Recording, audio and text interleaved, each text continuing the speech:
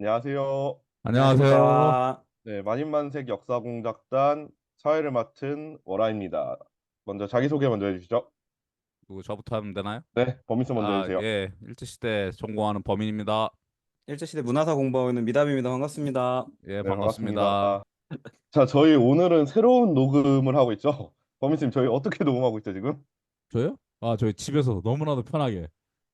줌으로 하고 선생님, 있습니다. 줌으로. 네, 저희 이제 제가 새로운 시도 항상 주장하고 중이니까. 있습니다. 제발 집에서 녹음하면 안 되냐. 녹음하려 그러면은 제발 와달라고 사람들한테 부탁해야 되고, 어? 시간 억지로 만들어야 되고, 그럴 바에는 집에 저녁 시간에 이렇게 평화롭게 컴퓨터 앞에서 화상으로 얼굴 보면서 이야기하는 게 얼마나 좋겠느냐라고 제가 얘기를 했죠. 네, 그래서 오늘 이번에 시범 삼아 해보는 방송이라는 거. 혹시나 이제 음질이 안 좋더라도 이제 청취자분들께서 양해해 주시면 감사하겠다. 아. 그런 급하게 말씀 해야 돼서 말씀드립니다. 하는 것도 있으니까. 사실은 그러니까요. 주제 설명할 때 말씀드릴 건데 뭐 그 반농담이고 방금 한 말은 음? 어 좀 요새 이제 시국이다 보니까 좀 긴급 방송을 할 필요가 있었는데 이게 또 따로 모일 시간도 안 나고 그래서 줌으로 하는 것도 있습니다. 네, 저희 갑자기 방금 살짝 얘기해 주시면 갑자기 준비한 방송, 갑자기 왜 이렇게 준비하게 됐는지, 어, 그들에게는 이 윤석열 건국절 논쟁, 먹고 살긴 힘든 국민에게 무슨 도움이 되냐라고 하는데, 이 그들에게는 우리에게는 어떤 도움이 돼서 계속 문제가 되는지, 오늘 이제 범인쌤께서, 그리고 미답쌤께서 같이 좀 논쟁에 대해서 설명도 해주시고, 이 논의가 어떻게 시작됐는지, 그리고 그 속에 있는 논리, 프레임들이 뭔지 한번 살펴보는 시간을 가지려고 준비하게 아, 되었습니다. 예. 뭐 그러니까 뭐 말씀해 주신 것처럼 뭐 최근에 건국절 문제나 뭐 여러 가지 뭐 소위 뭐 유라이트 얘기도 나오곤 하는데 이 방송을 제가 개인적으로 한번 일단 준비를 해보겠다. 그리고 제가 말씀드리는 거는 제 개인적 문제의식에 제 개인적 생각들이 주로 들어가 있습니다. 뭐 학계가 전체적으로 이렇게 생각하는 건 아니고 하여튼 네. 그런 문제들 그래서 건국절 관련돼서 학자 연구자로서 어떻게 제가 보는지 그리고 다른 분들은 또 어떻게 보는지에 대해서 좀 얘기를 하고 제가 파워포인트도 준비를 했어요. 이거를 한번 영상으로 내보내도 오. 괜찮겠다는 생각에 근데 네네. 영상 무리일 것 같아서 일단 파워포인트는 제가 대신 읽어드릴게요 이따가. 네, 네. 알겠습니다. 지금 저희 대본이 있는데 대본이 PPT 영상 그 PPT를 제가 그냥 갖고 온 거예요, 거의. 그래서 이걸로 뭐 필요하면 이제 나중에 영상 올릴 수도 있고 저희 청취자분들께서도 이게 이제 같이 뭔가 보면서 하면 좋겠다라고 메일 보주신 분도 있고 그래가지고 뭐 좀 여력이 된다면 선생님께서 영상도 만들어서 올리실 거라는 점. 근데 아니요. 이게 이 건국절 논쟁이 사실은 두 가지 측면이 다 있는 것 같아요. 네, 하나는 지금 정치권에서 계속 활발하게 논의가 되고 있는 것처럼 정치적인 의도와 이슈적인 측면이 분명히 하나 존재를 하고, 네, 또 하나는 이제 학문적인 영역에서 논의되는 부분이 또 있는 거죠. 근데 이게 지금 사실은 문제가 뭐냐면 학문적 영역에서 논의되는 파트의 논의도 사실은 정치적인 부분과 너무 긴밀하게 연결되어 있다 보니 네, 사실은 이거를 바라볼 때 어떻게 봐야 할지 사실 어떻게 보면 차근차근 하나씩 풀어나가는 과정이 필요할 것 같아요. 그래서 이거를 단순히 지나치게 이거는 그냥 정치적 논쟁 또는 이거는 뭐 학문적인 영역 이렇게만 나눌 게 아니라 사실 이 논의 자체가 되게 그 양자가 기묘하고 오묘하게 섞여 있다라는 거를 계속 염두에 두고 방송을 들어주셔도 좋을 것 같습니다. 네, 네. 좋습니다. 그, 그럼 먼저 건국절 논의 언제부터 시작되었는지부터 이제 범인생께서 한번 정리해 주실까요? 예, 뭐 그 전에 제가 네, 제목은 일단 건국절 역사 논의 논쟁의 퇴행, 낡은 프레임이라고 했어요. 네, 이 얘기는 이게 이제 뭐 새로운 이야기도 아니고 이따 얘기하겠지만 뭐 박근혜 정부부터 뭐 시작해서 기여조는 앞에 또 이명박 정부 때도 있어요. 그래서 되게 오래된 논쟁이기도 한데 논의 틀이 전혀 안 바뀌고 있어요. 이걸 근데 음, 제가 왜 말씀드리냐면 최근에 제가 이제 게임 패치카 저희가 예전에 같이 이제 자문했던 게임 있잖아요. 러시아 연유소 네, 한인. 그걸 정리할 때 그때 가장 중요했던 문제의식이 친일과 그리고 뭡니까? 독립운동 혹은 지배화정의 이분법에 갇히지 않는 인식을 만들어내는 게 목적이었어요. 네, 그렇죠. 그 5년 전이에요. 근데 지금도 뭐 그런 노력들이 뭐 여러 게임이나 뭐 저희도 하고 있고 여러 군데서 하고 있지만 여전히 똑같다. 이 틀이 안 바뀌고 있다. 라는 생각이 되게 답답함이 들어서. 근데 물론 이게 대중이랑 이제 정치가 엮인 문제라 참 프레임 바뀐 게 쉽진 않겠지만 그래도 네, 뭐 연구자로서 포지션을 어떻게 취해야 될까라는 고민 속에서 방송을 준비했고 말씀드린 것처럼 이제 논의 과정을 간단히 보면 MB 정부 이명박 정부 때죠. 네, 네, 그때 건국절 논쟁이 이제 촉발을 합니다. 2006년 7월에 이영훈 교수죠. 이용은 이영훈 누구시죠? 교수 아시나요? 뭐 원체 유명하신 분이죠. 한손에 성경을 하면서 그 뉴스에 이제 기자의 뺨을 치시기도 했던 거고, 인터뷰로도 유명하시고. 반일 종족주의 이제 저자고, 사실 이 소위 낙선대 경제연구소의 이제 좌장이죠. 원래 이분이 조선 후기 경제사 전공자예요. 경제학과 나오셔서 이제 경제사를 하신 건데, 이때 김용섭 선생님의 그 뭡니까 경영형 분홍을 이제 반박하는 박사 네. 논문을 썼고, 즉 자본주의 맹하론 비판 논문을 쓴 거죠.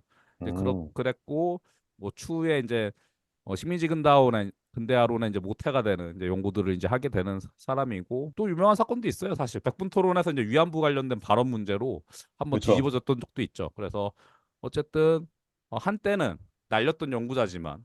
지금은 물음표입니다. 어쨌든 이분이 우리도 건국절을 만들자라는 컬럼을 기사를 2006년 7월에 동아일보에 쓰게 됩니다. 네. 그리고 이런 식의 논의가 되니까 2007년 9월에 한나라당 정가분 의원이 전가빈 씨입니다. 네. 강복절을 건국절로 이름을 바꾸자, 개칭하자. 이름을 아예 바꾸는 거예요. 강복절을 없어지고 음, 건국절로. 이걸 법률로 내요. 그러니까요. 네. 그리고 뭐 국무총리 산하에 이런 것들 추진하기 위한 사업위원회들을 만들다가 당연히 네. 어떻겠습니까 이때 반발이 엄청 엄청 심하겠죠. 심해서 뭐 위야무야 다 철회가 되게 됩니다. 그러니까 이게 되게 대중들의 감정을 건드렸던 가장 큰 파트 부분이 사실은 광복절 그대로 두고 뭐 어떤 날을 건국절로 만들면 사실 뭐가 문제겠습니까? 그죠. 그렇긴 한데 광복절을 대체한다. 마치 광복절을 삭제한다. 그러니까 독립의 어떤 순간을 건국으로 대체하려고 한다라고 하는 인식을 사람들이 너무 강하게 받았던 거죠. 이거 그리고 실제로 그런 사실이죠. 의도도 있었고, 네. 예, 그런 네네. 의도도 있었고, 지금도 살짝 있고. 그렇기 때문에 이게 되게 강한, 어떻게 보면 민족주의적 반발이 남한 사회에서 한국에서 일어나게 됐던 거고, 그거에 대해서 사실 어떻게 보면 한 발 물려놨던 거죠, 이때는. 네, 뭐 2007년 이때 그 법률안 낼 때도 이게 광복절만 하니까 이거 너무 과거지향적이다. 건국절로 해야 미래지향으로 나아갈 수 있다. 그런 내용을 담은 인터뷰가 많더라고요. 그리고 뭐 그래서 솔직히 바꾸려고 한 거죠. 그런데 MB 때는 말씀해 주신 것처럼 뭐 논의할 건덕지도 없었어요. 아, 당시에는 그야말로 음, 그야말로 그냥 지지율이 거의 뭐 10%도 안 되는 느낌의 주장이었고, 근데 이게 심각해진 거는 박근혜 정부 때 심각해집니다. 이, 박근혜 정부 때. 일단은 박근혜 이분이 2016년 강복절 기념식에서 건국 68주년이라고 얘기를 해요. 어, 예. 그리고 뭐 하여튼 그러면서 이 건국절 얘기를 계속 합니다. 여러 박근혜 정권 내에서 여러 사람들이 그러면서 이제 국정교과서를 하겠다고 하죠. 그리고 그 어, 이전에는 뭐 기판 이 얘기를 제가 되게 대충대충 하는 이유는 만인만색 이때 탄생했고 만인만색 할 때 이거 다 정리됐거든요. 네, 궁금하시면 그거 찾아보시면 돼. 이 그렇죠. 문제는 그래도 그냥 간단하게 우리가 핵심이었던 것만 짚고 넘어가고 저희 방송 초창기 방송 보시면 다 나오니까 그거 자세히 다시 리마인드 해주실 분들은 그 방송을 들으면 돼요. 그리고 뭐 그 전에 기파랑에서 유라이트 교과서가 나왔죠. 네. 근대화 성취 중심이고 이승만 박정희 중심의 이제 교과서가 나왔었고, 그래서 유명한 말도 하죠. 이때 바르게 역사 못 배우면 이제 혼이 비정상이다. 그렇죠. 혼이 유명한 비정상 얘기죠. 유명한 네. 그러면서 이제 국정 교과서를 만들고 거기서 이제 상당수의 학자들도 참여를 하게 됩니다. 그래서 2015년에 국정교과서 편찬 기준이 나오고 여기서 48년 8월 15일 대한민국 수립이라는 게 굉장히 강하게 들어갑니다. 네, 뭐 음, 아시다시피 이후에 탄핵 당했고 문재인 정부 들어와서 폐지하고 18년에 검정 체제로 전환시켰죠. 전환시켜서 뭐 이게 소위 정상하다라고도 이제 얘기를 하는데 뭐 저는 당연히 네. 그런 표현 안 쓰고, 그래서 이제 문재인 정부 때 들어와서는 공적 논의는 할 게 없죠. 네, 할 게 그렇죠. 없죠. 할 게 여기는. 없지. 근데 여기는 반대하는데, 여기는. 여기인데 딴 거 할 게 있잖아요. 임정법 통론. 해서 임정복 통론이 뭘까요? 뭐 임정법 통론 어차피 미다스는 얘기해 줄 거라. 아니, 근데 사실 예, 임종복 성노는 예, 이거는 사실 역사적 사실을 근거로 대한민국이 출발했었을 예, 때 예, 대한민국이 사실은 48년에 대한민국 정부가 수립이 되잖아요. 예. 네. 그 시점에 그리고 그 이후에 87년 체제까지 쭉 이어져가는 과정 속에서 계속되는 고민들이 있었던 것 같아요. 그러니까 문제는 뭐냐면 통일은 해야 돼.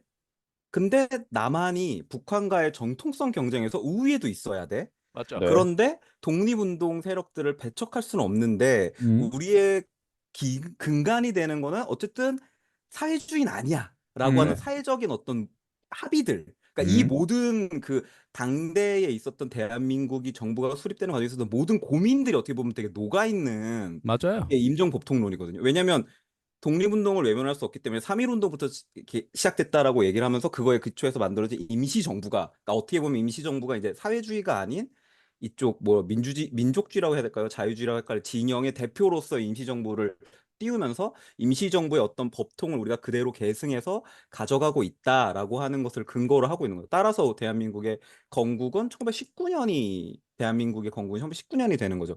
그게 기본적으로 이제 대한민국의 공식적인 입장, 헌법이 기초하고 있는 기본적인 입장인 거고, 사실 여기에는 이제 독립운동에 대한 고민도 같이 녹아 있는 건데, 그건 이제 뒤에서 더 같이 얘기를 해보면 될 것 같고, 따라서 근데 이렇게 되다 보니까 약간 과거에는 통일을 지향하셨던 운동을 많이 했던, 그러니까 이른바 한국 사회에서의 좌파들은 네. 임정법통론을 비판했어요. 왜냐면은 너무나 남한 중심적인 세계관이니까. 그러니까 통일을 하기 위해서는 더 많은 운동 세력들을 이 독립운동 세계 안으로 포섭해야 됐기 때문에 임종을 중심으로 한 법통론이 아닌 약간 민족해방운동론이나 이런 것들을 주장하시면서 전반적으로 사회주의 계열까지 다 포괄하려고 했던 움직임이 있었던 거죠.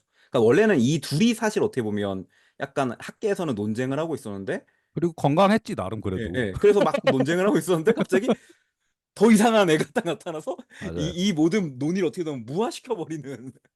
뭐 김원봉 서훈이 대표적일 수도 있어요. 이런 논의의 진전의 결과 그 그렇죠, 서훈 그렇죠. 정치라는 것도 뭐 비판은 본질적으로 할 만하지만 네. 어쨌든 그런 식으로 사회주의 운동 세력들도 점점 인정을 받게 되는 상황까지 오는 과정이었던 거죠.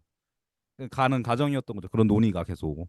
음. 임시정부가 엄청 강조가 돼요. 문재정부 들어와서는. 그래서 임시정부 기념관도 지어지고 하여튼 보훈부를 이제 승격시키고 하면서 어쨌든 독립운동에 대한 이제 집중을 되게 많이 하죠. 뭐 한편 건국절론이 좀 수면 안에 들어간 것이 이렇게 낮아진 것 같지만 무슨 뭐 네. 광복절 제자리를 찾자라는 뭐 이야기들은 여전히 수면 아래서 얘기는 되고 있었어요. 한편 자유한국당 이종면 의원 토론회라고 하네요. 네. 한편 학계. 그럼 학계는 어땠나? 네. 이명박 정부, 박근혜 정부를 거치면서 어떤 국정교과서 건국절 논쟁 당시에 어떤 소위 이제 진보학계를 중심으로 역사학자들 중심으로 이걸 이제 반성하는 모임을 가졌는데 네. 피드백하는 과정인 거죠. 거기서 얘기가 나옵니다. 과거 진보 역사학계는 임전복통론 아까 설명드렸던 네. 그것을 비판하고 그랬는데 건국절 논쟁이 진행되면서 진보 역사학계는 침묵 속에 방관하거나 오히려 임정복통론에 동조했다는 거예요. 여기서 임정법 통론을 만약에 비판하게 되면 자칫 잘못하면 건국절 논의에 좀 동조하는 것처럼 보여질 수 있기 때문에 그런 건가요? 그렇죠. 지금 이게 뉴라이트랑, 그러니까 우리 역사학계에서 이제 흔히 말하는 진보학계라고 불렸던 일부의 진영들이 뉴라이트와 논쟁할 때 정말 어려웠던 지점이 뭐냐면, 얘네를, 그러니까 기존의 비판의 논조를 유지하면 얘네랑 같은 얘기를 하는 것처럼 오해를 받을 수 있다는 영역이 계속 음. 넓어지는 거예요. 어쨌든 예. 민족주의라는 거 좀 비판하고 비판하고 들어가니까. 들어가니까. 그러니까 네네. 쟤네도 민족주의를 비판하고 우리도 민족주의를 비판하는데 목적이 다른 거죠. 두 집단은 결과는 다른데, 그러니까 예를 들어 진보 역사학계가 우리 임정 비판하는데 임정은 대표성이 없어라고 말하면, 그래 그것 봐, 임정은 아무런 대표성이 없어, 그러니까 그때 건국이 무슨 아니야. 건국이 아니야, 이렇게 말해버리면, 그런 의도는 아닌데 우리는 그러니까 우린 거기까지 얘기하는 건 아니고, 그러니까 이런 식으로 돼버리니까 아까 말씀하셨던 것처럼 어떻게 보면 활동의 폭이 점점 좁아져 갔던 거예요. 얘기를 꺼내는 데 있어서. 그러니까 그, 프레임이 되게 저열하게 짜여 있으니까 얘기하기가 그러니까 전달하기가 되게 힘든 거죠. 왜냐하면 그 뒷얘기들을 되게 많이 해야 되는데 뭐 정치나 언론에서는 그런 얘기가 다 나오진 않을 거 아니에요. 어렵기도 하고 그렇죠. 또. 임정법 통론 법통 아니야. 뭐 이렇게 해버리고 이게 끝나버리니까. 기냐 아니냐만 물어보니까 뭐 네. 그런 문제들도 있었죠. 지금의 논의에서도 문제가 되는 건 딱 두 가지만 물어보잖아요. 1919년에 건국된 겁니까? 1948년에 건국된 겁니까? 이렇게 물어보면 진보 역사학회가 설 자리가 없는 거예요. 둘 다 둘 다 아니다 답이 해, 둘 다 아니다. 둘 다 아니라는 말을 못 하는 거지. 약간 이 논의 지점에서, 그러니까 둘 다 아니고 막 이렇게 얘기를 길게 끄면, 요새 하는 말들 있잖아요. 네, 아니요로 대답해 주세요. 막 이렇게 되니까 맞아, 약간 맞아. 그런 게 되는 거죠. 예. 이 부분에 그래서 대해서는 또 뒤에서 또 자세히 살펴봐야 되니까 네. 여기까지만 얘기하고 넘어가시죠. 어쨌든 이때 중요했던 건 네. 역사학이 국가주의 도구로 다시 전락했고 남북 대결 의식 문제가 냉전 시대 역사학이 다시 돌아왔다라는 음, 문제점. 뭐 그런 것들이 지적이 됐고 했는데 또 뭐 터집니다. 이 문제가. 난 끝난 줄 최근에 이제 알았어. 문제가 다시 일어났죠. 예. 그래서 박근혜 정부 이후로는 다시는 건국절, 뭐 건국절은 아니더라도 어쨌든 유라이트 계열의 역사 인식 이런 것들은 그래도 좀 이제 끝난 거 아닌가라고 했지만 그 새롭게 다시 부활을 하더라고요. 그래서 뭐 작년 광복절 경축식에 난 이 말이 정말 무슨 말인지 모르겠는데 윤석열 대통령이 이런 말을 합니다. 독립운동은 국민이 주인인 자유민주주의 국가를 만들기 위한 건국운동이었다. 건국운동. 그 다음이 더 중요해요. 그래서 이때 건국절 주장하는 거냐라는 얘기가 나오자 네. 대통령실 참모들이 얘기를 합니다. 언제 건국이냐 하는 논란 자체가 우리 마음속에 없다. 대통령의 건국 논란을 안 붙여주면 좋겠다. 아니 건국운동이라고 본인이 얘기했잖아요. 하지만 그건 내가 생각한 건 아니다. 근데 내 생각에 이게 상관없다. 건국절 논쟁 이게 물어보니까 대통령실에서는 아 건국 딱지를 우리한테 안 붙였으면 좋겠다라고 얘기를 한다는 거죠. 그럼 근데 2024년에는 2024년에도 얘기를 하고 싶은 게 있는데 솔직히 거기서 통일 뭐 뭐죠? 통일 얘기도 하는데 뭐 강만기 선생님하고 되게 비슷한 얘기도 나와요. 심지어 예, 분단 시대 인식 이런 비슷한 얘기도 나와요. 그래서 난 보면서 깜짝 놀랐는데 근데 일부러 분석하지 않는 이유는 그 경축사를 다 보면 다 섞여 있어요. 막 정리가 안 돼. 이 사람이 무슨 생각을 갖고 얘기하는지 안 돼. 좋은 건 다 갖다 붙여 자기가 좋다고 생각하는 거. 근데 거기서 어쨌든 중요했던 부분을 보면 네. 2024년 올해죠. 얼마 안 된. 이때 난리가 난 강북절 경축식이죠. 둘로 나뉜 막. 네. 이 1919년 3.1운동을 통해 국민이 주인되는 자유로운 나라를 만들겠다는 일치된 열망을 확인했다. 자유. 이러한 열망을 담아 상하이 임시정부를 세웠고 1945년 해방 이후에도 자유를 향한 투쟁은 계속됐다. 그리고 쭉쭉 나가서 1948년 자유민주주의 헌법을 제정해 이 땅에 대한민국 정부를 수립했다. 이게 아까 2007년, 2008년, 9년 막 요때 처음 음. 이제 건국절 논쟁이 터졌을 때 네. 사실 대외적으로 그다음에 학계에서도 논쟁 자체는 이제 광복절을 대체하는 건국절 1948년이 건국절이다 막 이런 식의 외면적인 부분 되게 많이 강조됐었잖아요. 근데 사실 그죠? 그때 당시 나왔던 논문들을 그 건국절을 주장했었던 논문들을 좀 꼼꼼히 보면은 지금 이 얘기랑 되게 유사한 논리 구조를 가지고 있어요. 그러니까 맞아요. 음. 3.1 운동을 부정하거나 임시정부를 부정하지 않고 네. 그거를 건국의 출발, 뭐 너는 또는 건국의 토대, 뭐 아니면 배아, 뭐 이런 표현도 이미 그때 다 나오더라고요. 그래서 그죠. 그렇게 해가지고 건국이 출발되었고 48년으로 대한민국이 건국되었다라고 하는 딱 논의가 나와요. 그러니까 어떻게 보면 지금의 윤석열 정부에서 논의되는 내용들이 과거의 뉴라이트가 막 그때 이명박 때 박근혜 때 벌였던 것과 뭔가 결이 달라 보이지만 어떻게 보면은 더 맨 처음 초심으로 돌아갔다 그럴까? 우리가 원래 말하고 싶었던 것들에 더 기반해서 말하고 있는 것들이 있는 것 같아요. 왜냐면 이렇게 나오면 불필요한 논쟁이 일어나지 않거든요. 왜냐면 아까 처음에 나왔던 답변처럼 우리는 건국절 세우려는 거 아니다. 음. 그러니까 그리고 뭐 하려고 하는 게 아니다. 다만 우리는 이런 건국의 과정을, 건국의 운동을 중요하게 생각하는 것이다라고 말을 하는 거란 말이에요. 그러니까 어떻게 보면은 그러니까 논의는 변하지 않았지만 어떻게 보면 대외적으로 정치적인 표현이나 수사들이 좀 많이 바뀐 거죠. 그래서 조금 더 뭐 좋게 말하면 이 네. 세련되졌다 그래야 되나? 그러니까 세련되지긴 했죠. 논쟁을 좀 피하는 방식인 것 같아요. 이걸 근데 굳이 이제는 논쟁을 일으키고 싶지 예, 않다라는 식으로. 이제는 그 지금 거민족 교과서 수준까지 올라온 거죠. 우리 민족의 음. 근대 국민 국가 수립을 위한 노력. 뭐 대통령실 입장이나 내용만 보면은 뭐 교묘하든 아니면 세련되졌든 뭔가 논쟁이 일단락된 것처럼 느껴지는데 맞나요? 다음 근데 쭉 과연 그 어떤가? 근데 이게 그 강북쪽 경추식 전에 사고를 많이 치셨죠. 그거 네, 무슨 유명하지 사고를 쳤는가요? 않습니까? 그 여러 유라이트 혹은 뭐 역사 수정론자라고도 부를 수도 있고. 근데 그런 사람들이 하는 발언들이 문제인 거죠. 이 이분들 사람들이 하는 발언이 유라이트적이고 되게 건국절 혹은 건국의 가치 되게 중요시한다. 그래서 대통령실이 발표하는 어떤 여러 내용들이 진정성이 하나도 없는 거죠. 저러 아니라면서 왜 그런 주장을 하는 사람들을 기관장에 앉히냐라는 얘기가 나오게 되는 거죠. 현재 상황은. 그래서 역사계에서는 이분들이 실제로 그 일하거나 또는 공부하는 연구기관의 기관장으로 오시면서 좀 아주 심각한 문제로 받아들이고 있고 뉴스로도 많이 나갔는데 뭐 여기에 대해서 윤석열 정부는 뭐라고 답변하고 있나요? 왜 이 사람들 안 쳤냐? 뭐 그런 어, 거에 대해서. 적절한 인사래요. 그다음 또 얘기한 게 이제 먹고 사니즘 얘기했잖아요. 네. 먹고 살기 힘든데 뭐 건국절 논쟁이 국민들에게 무슨 도움이 되겠는가라고 하잖아요. 근데 그래놓고 기관장 임명들 이렇게 쭉 하면서 이런 논쟁이 일어날 수밖에 없는 상황을 만든다는 거죠, 본인이. 그러면서 건국절이랑 상관없다. 네. 그러니까 뭐 그런 뉴라이트나 뭐 건국절 같은 것들은 나는 인정하진 않지만 그런 사람들의 역사관을 좋아하는 느낌? 모르겠어요. 이게 무슨 그러니까 말과 행동이 너무 달라. 근데 그래서 말보다는 이제 행동 그리고 실제로 취한 정책이 제일 중요할 거잖아요. 그리고 네. 뭐 엊그저께는 무슨 또 무슨 뭐 반국가 세력들이 있다고 또 네. 북풍 뭐 종북 이런 비슷한 얘기 이름이 바뀐 거죠. 옛날에 종북이었다면 이제 반국가 세력으로 또 바뀐 거죠. 하여튼 그런 식으로 해서 그렇게 얘기를 하는데 뭐 앞에서 뭐 그런 뭐 유라이트나 건국절 문제에 대해서 대통령실의 해명은 별로 중요하지 않은 것 같아요. 실제 하고 있는 정책이 중요한 것 같아서 뭐 이런 것들은 실제로 유라이트나 뭐 건국적을 주장하는 사람들이 지금 국가 기관에 많이 들어와 있고 대통령이나 정권에 많은 영향을 끼치고 있다가 사실이죠. 그것 때문에 지금 문제가 되는 거잖아요.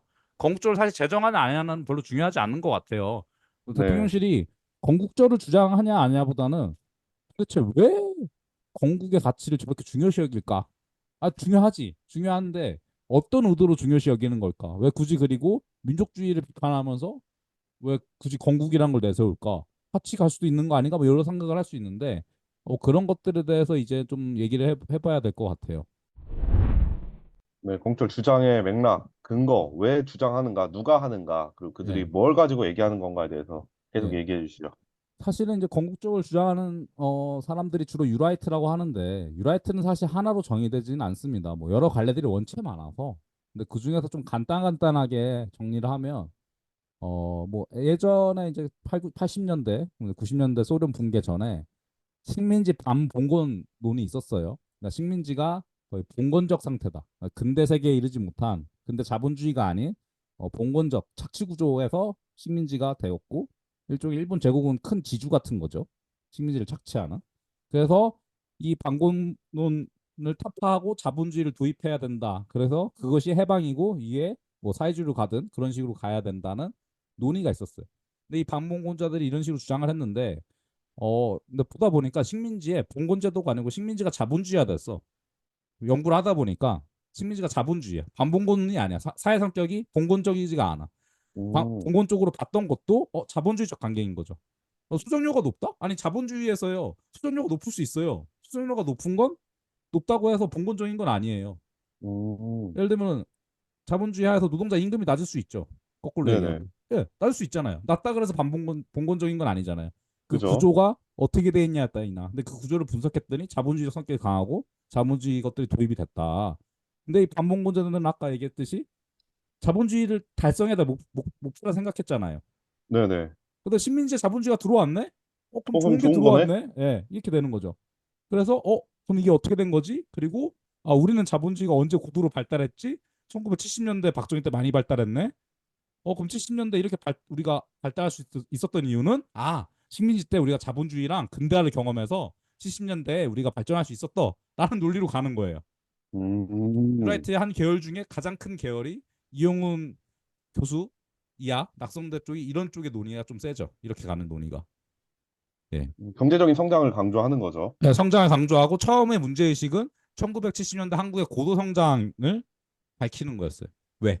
그게 근데 자기네들 주장은 식민지의 유산이었다라고 얘기하는 거죠. 뭐 제 연구를 예를 들면 산림 같은 경우엔 1970년대 치산 녹화가 성공했잖아요.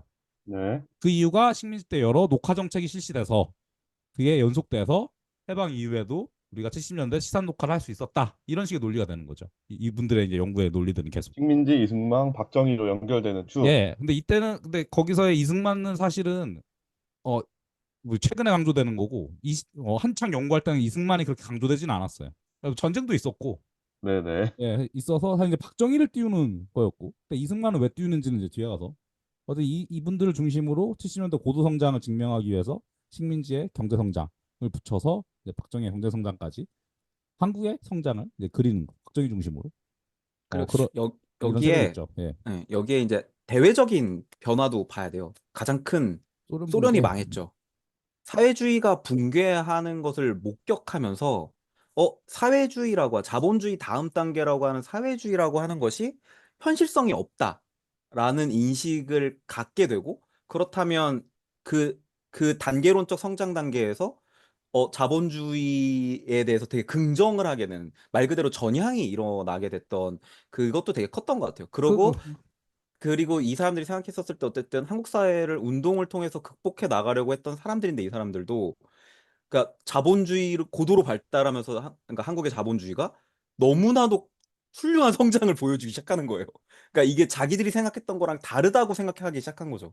그러니까 그죠. 뭔가 이론이 잘못됐다라고 하면서 이렇게 완전히 이제 전향을 하게 되면서 많이들 새로운 우파라고 하는 사람들이 등장하기 시작했죠.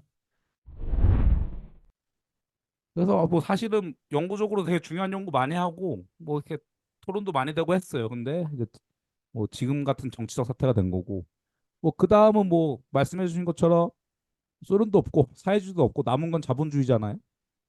그래서 이 자본주의 자유시장 경제의 질서를 거의 신념처럼 생각을 합니다. 그리고 이 자유시장 경제가 중요하다 보니까 뭐 당연히 중국하고 친할 생각은 없죠. 네, 없죠. 네, 없죠. 그래서 미일 자본주의 선진국과의 관계를 강화해서 우리도 같이 발전해야 된다는 생각이 굉장히 강합니다. 적극적인 경제 개방을 통해서만 한국 사회가 발전하고 선진화될 수 있다. 그래서 경제 발전을 위해서는 일본, 미국과의 관계 개선 및 동맹 강화가 필요하다. 안보 강화를 위해서도 필요하다라는 거죠. 즉 미일 관계를 굉장히 중요시 여기는 거죠. 근데 단순히 안보뿐만 아니라 이게 대한민국의 시장 경제, 자본주의 성장의 핵심이라는 거예요. 단순히 친일파에서 일본과 친하게 지내자는 게 아니에요. 우리가 일본하고 잘 지내고 미국하고 잘 지내야 우리나라가 자본주의가 고도로 발전하고 지속적인 성장할 수 있다고 믿는 거죠. 그리고 네. 여기서 지금 말씀해 주신 것처럼 이제 경제적으로는 저러하고, 저는 요즘에 그런 고민을 되게 많이 했어요. 과연 뉴라이트랑 올드라이트의 차이가 뭘까? 사실은 저희가 이제 흔히 극우라고 표현하거나 뭐 보수, 나쁜, 인터넷에 흔히 하는 뭐 그 나쁜 표현들을 쓸 때 보수라고 이렇게 깎아 부를 때 뉴라이트란 말을 좀 많이 쓰거든요. 그럼 올드라이트가 뭐가 다르지라고 했었을 때, 사실 지금의 정치적으로는 많이 뒤섞여 있긴 하지만, 과거에 정말로 이들이 등장을 했었을 때 비판했던 올드라이트들에 대한 가장 인식적 차이를 보게 되면 민족주의에 대한 비판인 것 같아요. 어쨌든 그렇죠. 올드라이트들도 미국을 정점에 놓고 일본과 우리가 경쟁하면서 누가 더 미국의 파트너가 될 거냐라는 싸움을 하는 관계였다면, 지금의 어떻게 보면 뉴라이트라는 사람들은 민족주의적인 가치는 거의 다 폐기를 하고 국가주의를 대신에 그 빈자리에 채워 넣고 있는 거거든요. 네. 그래서 그런 부분에서 이 두 구 세력과 차이가 있다고 저는 생각을 하는데, 문제는 이것도 완벽하지 않은 게, 과연 대한민국의 우파 중에 민족주의적인 신념이 강한 우파가 존재했었는가라고 물어보면 그것도 저도 사실 물음표이기는 해요. 그런 부분에서 한국의 우파들이 되게 약점이 많았기 때문에, 어쨌든 하지만 가시적으로 봤을 때 지금의 뭐 갈등도 그렇고 뭐 그 우파들 안에서의 갈등도 봤었을 때, 어쨌든 민족주의에 대한 입장 차이가 어쨌든 확연하게 뉴라이트와 이들을 구분하는 선으로 하나하나 작동하고 있는 것 같긴 한데, 그 선이 얼마나 강한지는 아직 저도 좀 더 지켜봐야 될 부분일 것 같습니다. 네, 근데 뭐, 뭐 올드라이트, 올드우파라 불러 뭐라고 불러야 될지 모르겠지만 뭐 대표적으로 안호상도 있고 음. 사실 많죠. 미다 선생님이 말씀인 것처럼 이제 기본적으로 민족주의 베이스를 깐 보수들은 많죠. 근데 이제 그 사람들과 유라이트의 관계가 좀 요상한 거고 음. 그거는 저희가 이제 지켜봐야 될 문제. 이 정도로 이해하면 될까요? 말씀해 주신 걸? 네네네. 저는 네, 약간 네, 둘의 차이가 있는 것 같긴 한데, 네, 지금 좀 잘 구별이 안 되는데, 예, 제가 며칠 계속 고민해 본 결과 이런 음, 부분이 아닐까라고 생각을 역시 한다. 네. 민족주의 연구자. 네, 네, 아, 범님 근데 계속해 주시죠. 중요한 지적인 것 같아요. 그러다 보니까 이게 일본과 관계 개선을 해야 되는데 가장 방해되는 게 반일이잖아요. 반일 감정. 음, 그러니까 민족주의를 비판하고 반일 감정을 비판하는 거예요. 그거 다 거짓말에 속은 거다. 왜냐? 네. 그걸 믿어서 우리가 지금 일본과의 관계 개선에서 잘 살아야 되는데 저놈의 바보 같은 민족주의 때문에 우리가 못 살고 있어라고 생각을 하는 거예요, 이 사람들. 과거에 매달려 있으면서 예, 예. 예. 그 우리는 미래로 미래를 보고 나아가지 사는데, 못하는. 예. 네. 예, 일단 이것도 뭐 얘기를 할 텐데 네, 뭐 그 다음에는 뭐 아까도 미다스님 얘기해 주셨지만 이 사람들은 이제 소련 붕괴 이후에 사회주의 가치는 이제 포기했잖아요, 아예. 그러다 보니까 당연히 현실 사회주의 국가였던 북한에 대해서 굉장히 비판적이죠. 네. 반복적이고 그리고 그러다 보니까 뭐 평화 체제, 통일, 분단 체제, 문제의식 이런 거보다 그냥 남한이 유일한 합법 종목이 제일 중요한 거야, 이 사람들한테는. 한반도에서는 남한이 다 해야 돼. 북한 쟤는 상종 못 해. 그다음에 뭐 일본 얘기는 했죠. 뭐 제국주의 식민지 지배 문제보다 일본과의 협력을 통한 성장 그리고 안보라는 것을 핵심 가치에 둔다. 그러다 보니까 뭐 근데 솔직히 지켜보면 유라이트들이 하는 얘기 들어보면 한국 사회에서 저런 얘기를 한다고? 저러면 지지를 과연 받을 수 있을까라는 물음표가 들잖아요. 그죠? 이 사람들도 알 거예요. 그래서 이 반일과 친북으로 뒤덮인 대한민국을 구제하기 위한 순교자라고 스스로 인식하는 것 같아요. 아, 순교자. 아 그리고 이 사람들의 이야기를 제가 요새 재밌게 어쨌든 좀 보고 있는 유튜버들이 있는데 이러한 유라이트의 이야기를 재생산하는 채널들이 있어요. 네, 그 많습니다. 사람들도 자기들을 이렇게 생각해요. 저 음. 무지몽매한 한국인들을 계몽시키고 우리가 경제 발전을 위해서 이 사람들에 대해 올바른 역사 인식을 심어줘야 된다고 진짜 그렇게 생각하는 것 같더라고. 이게 유튜브로 돈벌이를 하기 위한 건지 진짜로 하기 위한 건지 네가 어떻게 하냐 물어보면 모르겠지만 워딩이 그래. 거의 종교야. 아, 내가 이거 네. 욕먹을 수도 있는 거 알아. 근데 네. 우리 미래를 위해서 꼭 너무너무 필요한 거라서 내가 어쩔 수 그렇지, 없이 그렇지, 그렇지. 욕먹는 걸 감수하면서도 하고 있다. 그런 내용인 거잖아요. 그쵸. 아 최근에 그 중학교였나요? 어느 아, 네. 중학교에서 부산의 아, 중학교. 네네, 식민지 틀어줬죠. 지배에 대해서 네네네네네네. 뭐라고 표현을 찬양 식민지배를 찬양하는, 어, 하는 네, 영상을 영상을, 보여줬잖아요. 네네. 근데 네, 그 교사라시는 분은 지금 징계받았잖아. 네. 굳이 그런 위험 부담을 물을 필요가 있을 필요가 있냐는 거지. 이게 신념이야 이게 무서운 게 진짜로 물론 여기에 달라붙어서 코인 소위 코인이라고 얘기하죠. 돈벌이라거나 또 정치적인 인맥을 넓혀서 자기가 어디 낙하산 인사로 가거나 하는 사람도 있겠지만 진짜 신념을 가진 사람들도 있다는 거죠. 자기가 불이익 볼 게 뻔한데도. 예. 그러다 그러니까 보니까 음, 오히려 그런 거에 대한 자기 존재가 더 드러나는 것 같아. 이 음, 사람들은 어떻게 이, 생각하십니까? 이게 그런 것도 있는 것 같아요. 그러니까 식민지의 경험이라는 게 사실 한국 사회에 있어서는 이게 아픔이잖아요. 그죠? 그 아픔을 어떻게 우리가 극복할 거냐 했었을 때 약간 이거를 나쁜 거라고 말하면 내가 너무 나빠 보이잖아요. 그러니까 대한민국이 나빠 보이잖아요. 우리가 그렇게 고통받고 35년 동안 고통받고 괴롭힘 당하고 막 두들겨 다학사관. 맞아. 그러니까 진짜 자학사관으로 보는 것 같아요. 그러니까 식민지의 경험이라는 것도 긍정적일 수 있는 거 아니야? 그 안에서 우리가 얻어냈던 것도 무엇인가 있는 거 아니야? 그렇다고 했었을 때 그러면 오늘날의 내가 자랑스러워지잖아요. 그죠? 내가 지금 이렇게 세고 힘이 강한 건 그때의 경험을 그러니까 마치 예를 들면 내가 고등학교 때 학교 폭력을 당했어. 매일 맞고 살았어. 음. 근데 그 매일 맞다 보니 내가 권투를 배워야겠다라고 아, 생각했는데 그래서 난 지금 몸이 너무 좋아졌어. 내가 그때 만났던 애들만 두들겨 패줄 수 있을 정도로 힘이 강해졌어. 그래서 걔네들한테 고맙다고 말하는 사람인 거죠. 사실은 자기에게 복싱을 알려주고 내가 열심히 노력한 나를 칭찬해야 되는데 와 음. 내가 그때 걔네들한테 괴롭힘 당하지 않았으면 이럴 생각이나 했겠어?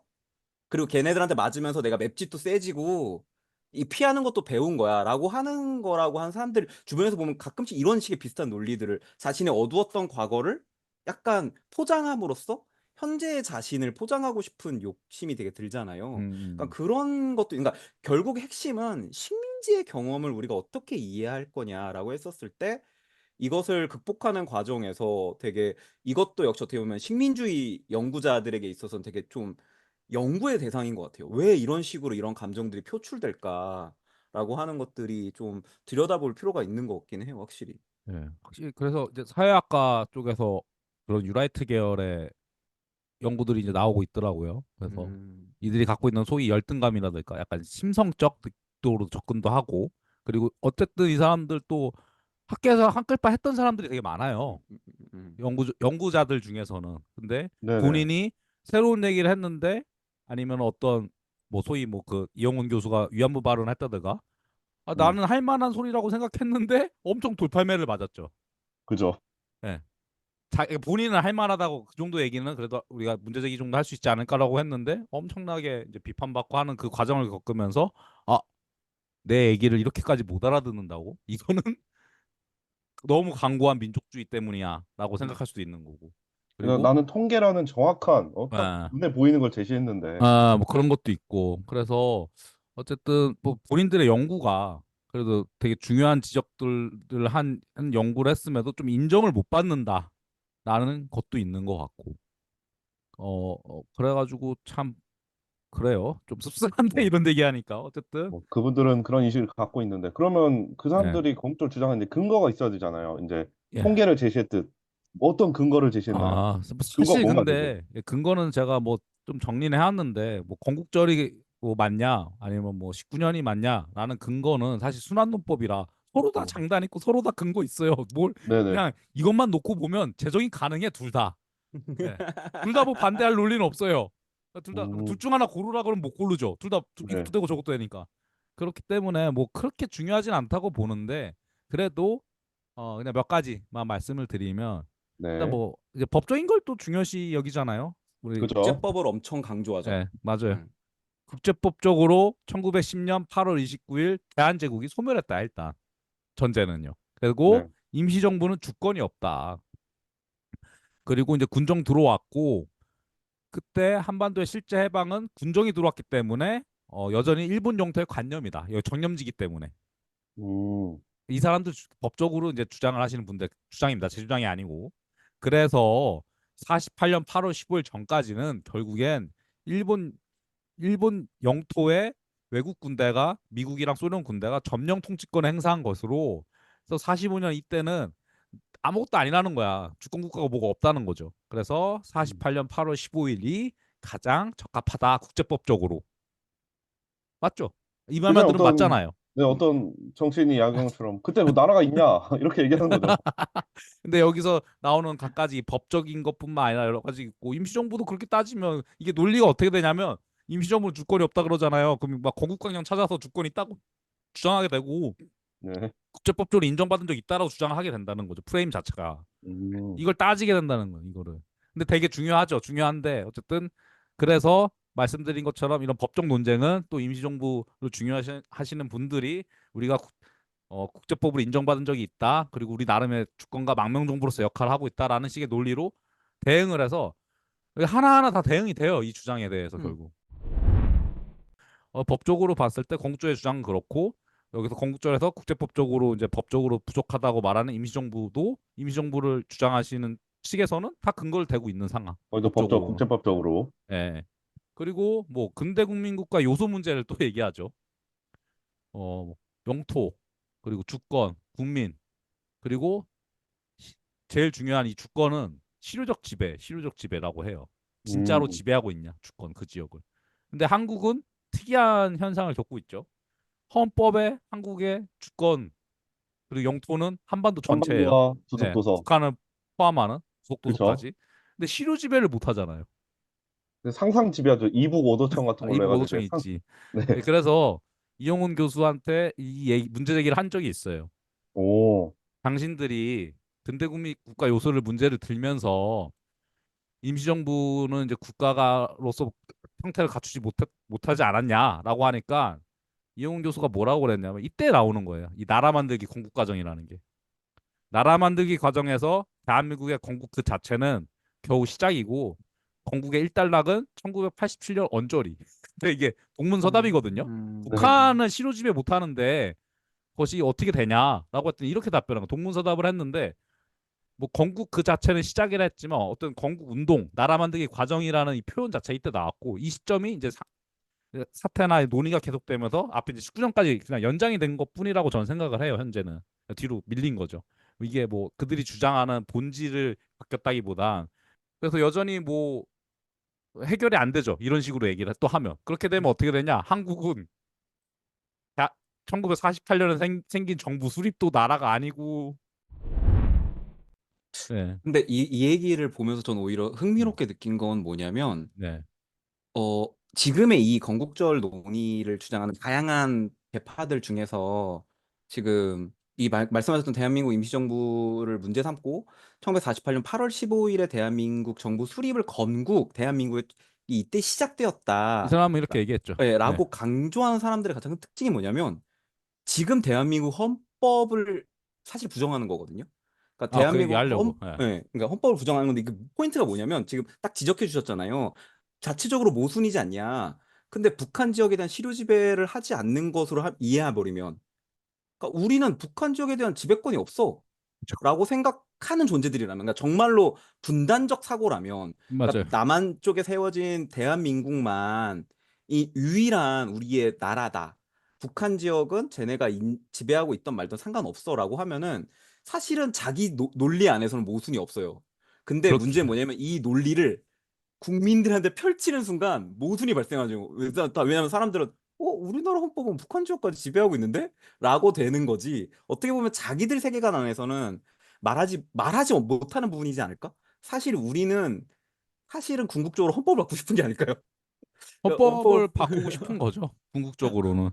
그래서 자유민주주의를 헌법에 넣겠다는 의도도 이제 그런 거랑 비슷할 거고. 근데 흥미로운 거는 건국의 일단락이 87년 체제로 잡습니다.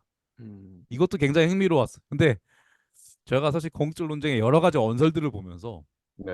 사람들이 약간 생각나는 대로 얘기하는 것 같은데 왜 당장에 87년이죠? 질문에 면피용으로 약간 답변하는 느낌도 있어요. 뭐 보면은 87년이 왜 그때가 질문하고 안 맞거든. 이 실력 지배에 대한 질문이었는데 답변이 이상해.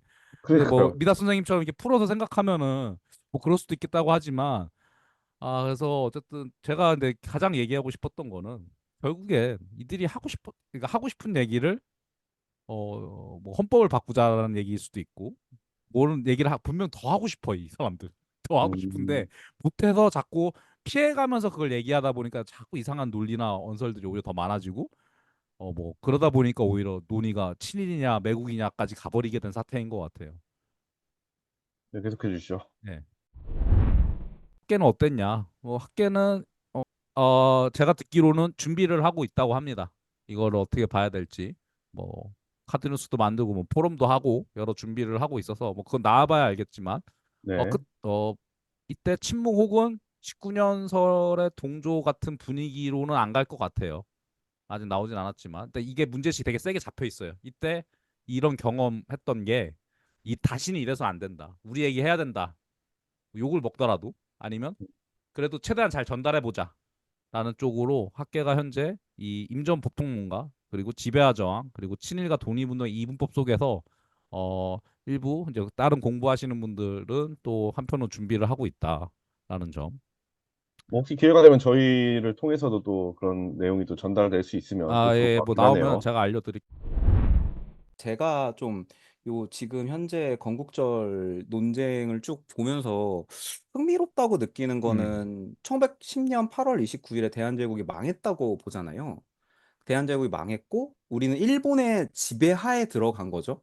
네, 한반도가. 네. 그리고 바깥에 세워진 임시정부라고 하는 건 의미 없다는 거잖아요. 주권을 가지지 못했기 유라이트? 때문에. 예, 뉴라이트의 논의들을 따라가면. 예. 그렇게 됐기 때문에 48년 8월 15일에 대한민국이 세워질 때까지 우리는 무주권 상태인 거예요. 그러니까 근데 이 논의를 살짝만 고민해 보면 이거 되게 그냥 들으면 뭐 국제법 속으로 그럴 수 있지. 뭐 이렇게 할 수 식민지 있지만 합법이잖아. 식민지가 합법이죠. 맞아. 이게 제일 포커스인 것 같아요, 저는.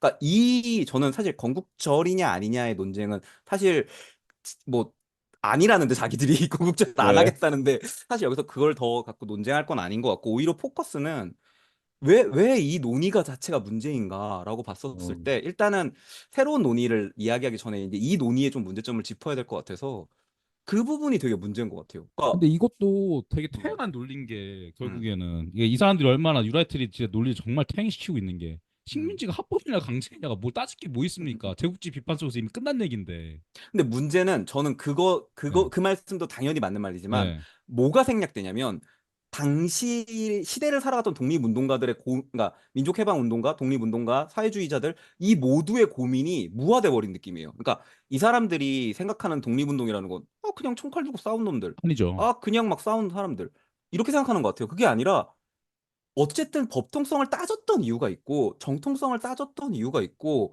우리가 어떻게 독립운동을 해야 하는가에 대한 고민들이 있는 거잖아요. 네. 그렇기 때문에 정부에 대한 논쟁도 있는 거고 당에 대한 논쟁도 있었던 거고 사회주의 체제로 가려고 했던 논쟁들도 있었던 거고 그런 무수히 많았던 고민들이 그냥 이들의 이 국제법만 따지는 논의 속에서 다 무화돼 버린 느낌이에요. 대표적으로 제가 되게 뭐 임시정부에 대한 얘기는 아니더라도 대동단결 선언문이 공화정으로 전환하는 데 있어서 되게 중요한 음, 독립운동 진영의 선언 중에 하나거든요. 음, 이거는 되게 사회주의 영향도 많이 받았다고들도 얘기도 되는 측면도 있는데 그렇게 봤을 때 여기서 뭐라고 얘기하냐면 우리의 주권은 멈춘 적이 없다 그래요. 그러니까 정확한 표현으로는 그 영토 인민 주권을 융희 왕제가 포기했지만 우리가 다시 그거를 계승할 우리 인민들이 계승할 때까지 한순간도 멈춘 적이 없다 그래서 이미 이때 독립운동가들이 일본의 지배를 불법으로 이해하고 있다는 인식을 보여주거든요. 그러니까 그래야 싸울 수 있는 거잖아요. 그러니까 이게 그죠? 사실은 독립운동이라는 게 그냥 나 쟤네 싫어, 마음에 안 들어, 싸울래 이게 아니라 사실은 해외에도 호소해야 되고 스스로도 명분을 갖춰야 되고 네. 그리고 이 민족주의적인 감정만이 아니라 민족주의적 논리 속에 새로운 국가 건설의 지향을 보여야 되는 거란 말이에요. 그 과정 속에서 나왔던 고민들이 있고 그렇기 때문에 일본의 지배가 불법이라고 그 당시에 말했던 거고 인정하지 않고 그러한 논의들이 이제 현재는 이제 임정법통론이라는 걸로 이제 표현되는 거고 있는 거긴 하지만 그 이전 단계를 보아도 충분히 많은 고민들 속에 싸우고 있었는데 마치 되게 아무 생각 없이 썼던 사람들처럼 이렇게 그냥 한순간에 무화시켜 버리려는 이들의 논리가 저는 조금 여전히 문제가 있다고 생각을 하고 그런 것들을 좀 꼼꼼하게 짚어갈 필요는 있다고 생각해요. 다만 계속해서 말씀하시는 것처럼 그런 논의가 다만 하나로 이제 단일화되거나 그런 건 당연히 경계를 해야겠죠. 다만 저는 그래서 이 이들의 말하는 건국절 논의가 어떤 식으로 우리의 민족운동을 무화시켰는가에 대해서는 한 번쯤은 짚고 넘어갈 필요는 있다고 생각을 해서 말씀을 드렸습니다. 저는 굉장히 중요한 지적이라고 생각을 해요. 뭐 사실은 저를 오늘 주로 이제 경제 쪽으로 준비를 음, 해갖고 음, 음, 운동사는 음. 뭐 다행히 노비다 선생님 오늘 오셔가지고 말씀해 주실까 생각했고 말씀하신 것처럼 제가 수업 때 옛날에 이제 독립운동 발제를 한 적이 있는데 예를 들면은 뭐 기존에 왜 근데 그걸 또 잘 아시겠지만 독립운동이 왜 그렇게 똘똘 뭉치고 좀 이게 민족사적으로 또 됐냐면 잘 아시겠지만 일제가 이걸 분열의 역사로 봤잖아요. 음, 음, 음, 예, 음, 그러다 음, 보니까는 이제 우리는 그게 아니고 통합하려고 했고 이런 것들이 강조되면서 어찌 보면 그 구심점을 임시정부로 삼아야 했다는 문제의식이 가장 강했던 거고 한편으로는 그 속에서 여러 가지 논의들이 있는 거죠. 사회주의 계열이나 아나키스트도 있죠, 심지어. 둘 다 사회주의도 비판하고 음, 민족주의도 비판하고 네. 자본주의도 비판했던 아나키스트도 음, 있고. 그래서 여러 연구가 여러 갈래 여러 꿈들이 있었고 내가 해방한다면 국가를 이렇게 세우고 싶다라는 생각을 가진 사람들도 있었고 그리고 해방 전국 3년사도 여기 무슨 뭐 주권 뭐 일본 점령지였다 얘기하지만 해방 3년사도 사라진 거거든요, 사실. 이렇게 돼 버리면. 그때 얼마나 많은 일이 있었습니까? 그 3년사가 하루가 1년 같다는 얘기가 있을 음, 정도로 말씀하신 그런 역사적 인식과 여러 가지 독립 논의, 어떤 건국 과정에서의 여러 가지 사람들의 생각 이런 것들을 다 무화시킨다는 점에서는 저도 극히 동감하는 바입니다. 아까 살짝 얘기했던 헌법 관련된 네, 내용을 이제 네. 다뤄주시면 좋을 것 같습니다. 제가 이제 지수건 선생님이 국정화 끝나고 그에 관해서 쓰신 글을 봤는데요. 굉장히 저는 좀 시니컬하다고 느꼈어요. 시니컬하고 저랑 좀 생각이 비슷하다라는 생각이 든 게, 아까도 말씀드렸지만, 유라이트가 이거 헌법을 무시한 거다라는 말씀하셨잖아요. 그래서, 지수건 선생님이, 그래, 우리 헌법에 뭐라고 써 있냐라고 이제 봤을 때, 네. 예, 일단 대표적인 거죠. 유구한 역사와 전통에 빛나는 우리들 대한국민은 기미 3.1 운동으로 대한민국을 건립하여 세계에 선포한 위대한 독립정신을 계승하여 이제 민주독립 국가를 재건함이라 돼 있어요. 그래서 근데 이걸 보면은 기미 3.1 운동으로 대한민국을 건립. 이 얘기는 3.1 운동을 건국일로 해도 되는 거 아니냐? 라고 말씀하시고. 네, 그런 헌법 방향으로. 그대로 네, 따지면. 네, 네, 이거 뭐 네. 문장에 대한 이제 해석은 있지만. 네. 그리고 차라리 이게 낫다라는 생각도 가지신 것 같아요. 그럼 논쟁할 게 음, 없지 음, 않을까? 국가 음, 논쟁, 뭐 주권 논쟁 이런 필요 없지 않을까? 정신이라는 측면에서. 그 다음에 유구한 역사와 전통에 빛나는 우리 대한민국. 그 3.1 운동으로 건립된 대한민국 임시정부의 법통과 불의에 항거한 4.19 민주 이념을 계승한다고 써 있는데 네. 여기서의 대한국민은 또 재헌헌법과 마찬가지로의 대한국민이란 뜻은 아니라고 해요. 그냥 그 대한민국 국민이 아니고 그냥 그존에 네. 살고 있던 한국인들을 얘기하는 거라고 해요. 통칭으로. 어. 음. 그래서 이것도 보면은 대한민국 임시정부의 법통을 계승하여 세운 국가라고 보기가 힘들다는 거죠. 그냥 헌법을 보면 결국 3.1 운동으로 만들어진 나라라는 게 음, 더 강하게 읽을 수도 있다. 본인이 음. 법학자는 아니지만 그냥 네네. 문장만 놓고 보면 음, 이게 음, 3.1 음, 운동이 더 제일 강조해야 되는 거 아니야? 왜 3.1 운동의 정신, 민주공화국이라는 정신 이런 것들을 더 강조해야 되는 거 아닌가?라는 문제 제기를 하셨어요. 그러니까 여기서 나오는 임시정부가 정부의 역할 이런 것들을 논의하는 것보다 차라리 3.1운동으로 논의해 보는 게 더 건강하지 않을까라는 문제 제기였던 거죠. 헌법을 본다면. 아, 그렇게 건국절 하고 싶으면 어, 헌법을 기준으로 생각하자고 한다면 어. 뭐 이런 아이디어도 있다라고 얘기하시는 거죠. 그 내용만 보면. 임시정부 주장하는 측이 재헌헌법을 주장을 하는데 음. 3.1운동을 강조하면 사실은 다 포함되기도 하는 거잖아요. 웬만한 것들이. 네네네. 그 더 넓고 더 외연도 깊은데 왜 이렇게 정부 수립 그리고 국가라는 형태, 정부라는 형태에 오히려 집착하게 되는 게 오히려 논의를 더 어렵게 만들고 있는 건 아닐까라는 문제 제기였던 거고요. 뭐 그 다음은 뭐 분단 인식이 좀 재밌긴 했어요. 이승만 정권 때 이 그러니까 신생 대한민국 정부를 만들 때 48년에 정부 수립 선포하기 이전에 계속 많은 논의들이 있었을 거 아니에요. 네. 그때 미다 선생님이 뭐 말씀해 주셨지만 이 북한에 대한 고민을 엄청 하더라고요.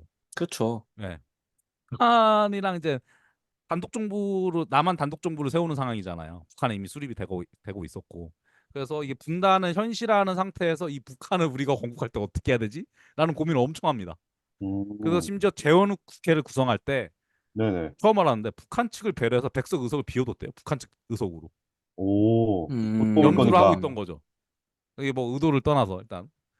그리고 뭐 아시다시피 헌법에는 이제 한반도 전역이라 규정이 돼 있고. 그렇죠. 그리고 이 당시 헌법에 4조와 6조에 국시가 민족 통일이에요. 지금도 그런지 모르겠는데 지금도 그렇겠죠. 평화 통일로 평화 통일. 바뀌었을걸요? 대한민국 이때 수립을 할 때 정부를 세울 때 4대 국경일을 제정을 해요. 3.1절, 제헌절, 강복절, 개천절. 건국절은 아예 없죠, 논의에. 그죠. 네. 그래서 또 뭐라고 하시냐면 이 당시에 사람들의 고민을 보면서 이 국가 민족을 동일시라는 인식 문제는 있으나 차라리 개천절이 낫지 않을까라고 또 얘기를 해. 음. 이게 그러니까 진짜 그렇다는 게 아니고 뭘 자꾸 네네. 음, 말씀하시는 거냐면 음. 다른 지금 상상이 논의가 가능하다. 너무 후퇴하고 별로라는 거야, 이 얘기 자체가. 이 당시에 막 북한 측 어떻게 할지 백석 비우고 그리고 굳이 건국절 일부러 안 만든다는 거죠. 그러면 이제 분단이 확정돼 버리는 거니까. 네네. 그런 상황 속에서 여러 가지 고민 속에서 이걸 어떻게 할까 헌법에도 넣고 통일도 하고 이런 여러 가지 고민을 했던 이 시기보다 지금의 논의를 보면 약간 차라리 개천절을 건국절이라 고민했던 이 시기가 낫다. 민족주의가 너무 강할 수는 있으나 논의의 깊이나 어떤 이 사안을 생각하는 게 지금 뭐 친일이냐 매국이냐 이런 이야기보다 훨씬 더 깊다는 거죠. 이게 무슨 얘기냐면 대중들이나 저희들이나 이렇게 보는 사람들은 뭐 친일이냐 매국이냐 뭐 토착 외구다 이렇게 비판할 수 있어요. 네. 있죠. 근데 법을 그죠. 집행하고 기관에 있고 정치를 하는 사람들은 그러면 안 된다는 거죠. 이 사람들이 줄을 잘 잡고 이 사람들이 깊은 논의를 가야 되는데 안 그러죠. 똑같이 논쟁하죠. 지금. 네. 예. 이거냐 저거냐 예, 예, 얘기해라 예. 그러니까 답해라. 새로운 논의나 새로운 프레임이나 대한민국의 어떤 인식적 발전을 위한 노력을 안 한다는 거예요.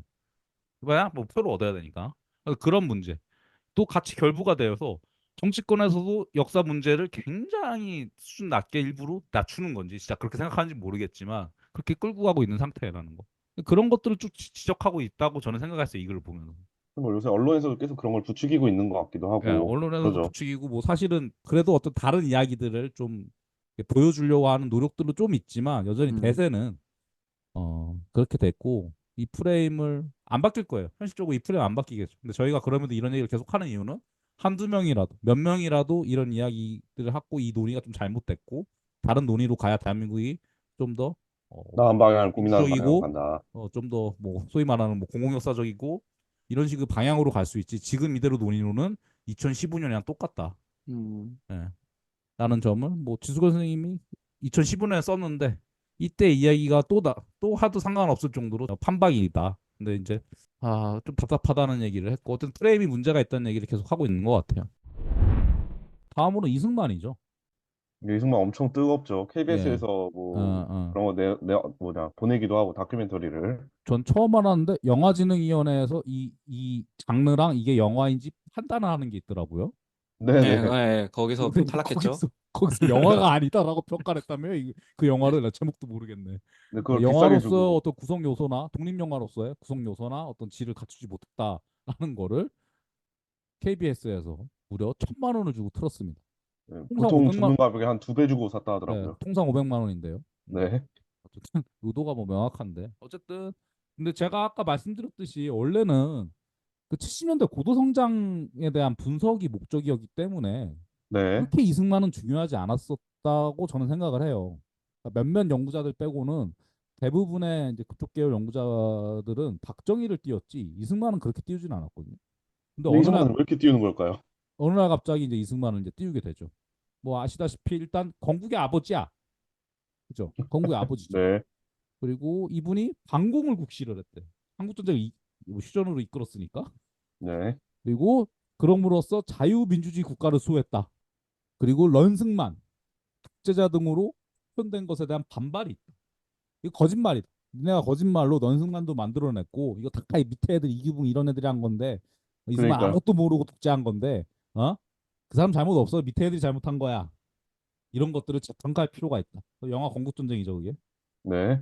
그래서 뭐 일단 간단히 말씀드리면 반공이라는 이념의 완성은 그리고 자유민주주의라는 이념의 완성은 이승만 때 만들어졌고 그 이념의 기반을 바탕으로 박정희가 경제 성장을 완성했다라는 해방 이후에 한국사를 완성을 시킨 것 같아요.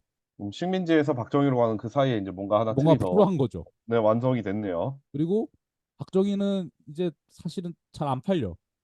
솔직히 박정희에 대한 평가 여러 있지만 박정희가 경제 성장 시켰다는 건 그 누구도 부정하지는 않잖아요. 어떤 경제 네, 성장이냐고 그죠. 물어볼 수는 있지만 근데 이승만에 대해서는 어 아마 대한민국 국민의 대다수가 불호였을 거예요. 호가 거의 없었을 걸요. 원래. 그지 않나요? 불호죠, 대부분이 불호. 예. 그죠? 뭐 독립운동도 얄미워, 마음에 안 들어. 해방 이후에 초대 대통령 되고도 엉망이야. 그 누구도 좋아하지 않는 사람이었어요. 근데 음, 이거를 재평가해서 호로 만들겠다는 포부를 하고 실제로 우리가 이승만에 대한 인식이 너무 안 좋다 보니까 과장된 것들도 상당히 있어요. 맞아요. 문제가 실제로 있죠. 있어요. 예. 그래서 이런 것들은 얘기하고 좀 객관적으로 한번 바로잡다는 표현을 쓰면 안 되는데 어쨌든 뭐라고 이렇게 살펴봐야죠. 네, 다시 한번 살펴볼 살펴볼 필요가 있죠. 예. 있죠. 네, 다시 한번 살펴볼 필요가 있는 음, 인물인 건 맞아요. 근데 이 음. 담론을 저쪽이 가져간 거죠. 그런 연구의 흐름이나 그런 생각들을. 그래서 이승만을 가져갔고, 근데 제가 한편으로는 이승만을 뭐 이렇게 반공과 자유민주주의 국가 수호라는 이 두 툴로 가져가서 그건 알겠다. 근데 이게 이 사람은 근데 반일이랑 이게 친일이랑 뭐 이런 거랑 잘 맞지 않나? 왜냐 이승만은 되게 반일의 가- 화신이었잖아요. 강력한 네네. 네. 반일주의자죠. 한일 축구하면은 지고 오면 현해탄에 빠져 죽으라고 했던 사람이잖아요. 그러니까요. 이것도 거짓말인가? 난 그렇게 알고 있는데 어쨌든. 근데 이게 또 박태근 선생님이 이렇게 논문 보니까 좀 흥미롭긴 하더라고요. 이승만의 반인의식이라는 건 이게 참조로 그냥 말씀드리는 건데 미국의 아시아 정책에 대한 불만이었다. 불만에서 표출된 것이었다. 미국이 그 이제 자본주의 체제를 이제 재편하잖아요. 냉전 체계 속에서. 네네. 그때 한국의 위치를 좀 적극적으로 고려해줬으면 좋겠는데 그렇지 않고 일본의 경제 안보 다 몰아주니까 우리가 저기서 안보랑 군사 파트너라도 갖고 와야겠다. 그 자리라도. 경제는 일본이 음, 가져간다 쳐도. 그러니까 미국의 동아시아 경제 파트너는 일본, 한국은 안보와 군사 파트너로서 내가 가져와야겠다는 생각을 했대요. 근데 미국이 이승만이. 일본한테 다 주려고 하고 한국은 약간 짜바리로 두니까. 그래서 음, 그런 미국 정책에 대한 반발로 그리고 미국은 한일 관계 어쨌든 좋았으면 하잖아요. 동아시아 그죠. 정책의 핵심이 한일 관계가 좋아야 돼요. 근데 이 한일 관계를 계속 안 좋게 함으로써 미국한테 요구를 했다는 거죠. 어필했던 어떤 대미 정책 중에 하나였다. 반일 정책이.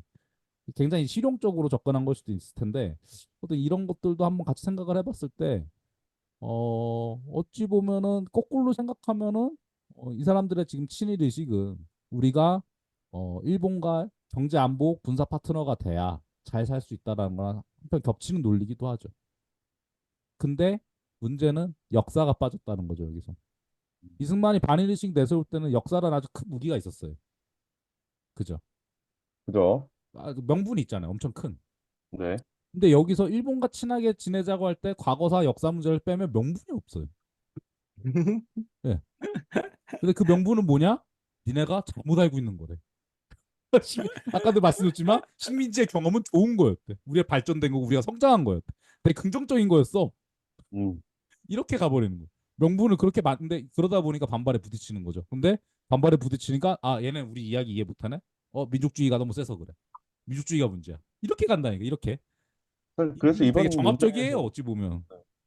뉴스 보면 이승만을 음. 너무 이쪽 네. 그 건국절 논쟁 쪽에서 띄우니까 음. 반박도 이승만으로 활용하려는 게 이번에 뉴스에 많이 나오더라고요. 아, 이번에 맞아요, 맞아요, 맞아요. 네, 48년 5월 제헌국회 개원식 맞아. 얘기를 재헌개헌 하면서 시대 이승만은 임시정부를 높게 평가했죠. 왜냐면 본인이 본인 출신이죠. 거기 대통령이었기 때문에 되게 그거를 자신의 어떤 정책 자산으로 활용하려고 했던 측면이 분명히 존재를 하죠. 그러니까 각자의 문제의식에 따라서 인물에 대한 평가가 확 달라지는 것도 되게 재밌긴 해요. 뉴라이트에서 이승만을 지금 띄우는 데 있어서 저는 되게 일단은 건국이 제일 중요하고 그게 그렇죠. 제일 큰 것 같아요. 건국을 달성한 인물로서 이승만을 높게 평가해야만, 그러니까 이승만이 높아져야 건국도 높아지는 거고, 한국 전쟁을 통해서 국가를 지켜냈다라는 것도 되게 높게 평가되는 거죠. 그러니까 이게 되게 네, 중요하고, 또 하나의 측면은 어쨌든 이승만이 독립운동가 출신이라는 것 같아요.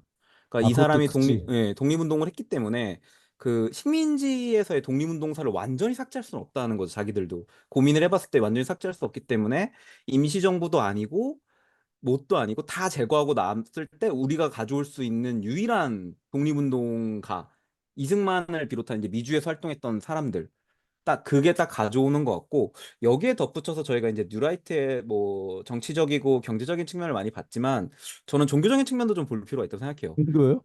기독교? 네, 기독교. 되게 중요한 하나의 축이라고 생각합니다. 왜냐하면 음, 제가 건국전쟁을 뭐 영화로는 못 보고 책으로 좀 봤는데, 그리고 이제 리뷰 프로그램에서 몇 장면들을 좀 보고, 그것을 보고 나와서 이제 말씀하는 사람들의 글도 좀 보고 했는데, 되게 기독교적 세계관이에요. 그 음, 건국전쟁 프레임 자체가. 그러니까 네네, 이승만을 띄움으로써 이 세 가지를 동시에 강조하려는 의도도 좀 있는 것 같아요. 그러니까 음, 기독교라고 하는 것도 강조하고, 음, 그 다음에 이제 건국이라는 거, 그 다음에 우리가 가져올 수 있는 독립운동가. 해서 자신들이 어떻게 보면 약점을 좀 커버하려고 하는 의도도 있는 거죠. 근데 계속해서 얘기했던 것처럼 이승만의 독립운동에 대한 되게 부정적 평가가 너무 강하잖아요. 네. 네. 사실 그런 부분이 어떻게 보면 좀 논쟁의 지점을 만드는 것 같기도 해요. 그러니까 약점이 된다고 해야 될까? 그러니까 그런 부분에 있어서는 그 좀 더 명료하게 살펴볼 필요들이 있을 것 같아요. 네. 그래서 뭐 맞아요. 이승만이 독립운동가였다는 걸 사람들이 가끔씩 까먹고 저도 가끔 까먹고 있었어요. 그래서 그런 지점에서 보수 뉴라이트가 자신들의 약점을 한편 가리기 위해서 뭐 친이라 하도 욕먹으니까 우리도 독립운동가 있었다라고 할 수도 있는 음. 거고 그런 여러 가지 의미에서 어찌 보면 적합한 인물이지만 어찌 보면 너무 논쟁과 무리된 평가를 하고 있다. 이승만에 대해서 뭔가 학계에서 좀 더 재평가 연구는 좀 더 필요하다. 살펴볼 만한 이유는 필요하다. 근데 음. 다만 재평가라고 말하면 좀 그렇잖아요. 연구는 재평가라고 하면 뭔가 필요하다. 연구 좀 재평가라는 더 단어 하겠다. 자체가 오염이 돼 있어. 내가 봤을 오케이, 오케이, 때는. 오케이, 오케이. 평가가 그래서 아니고 그럼요. 어, 연구가 있어요.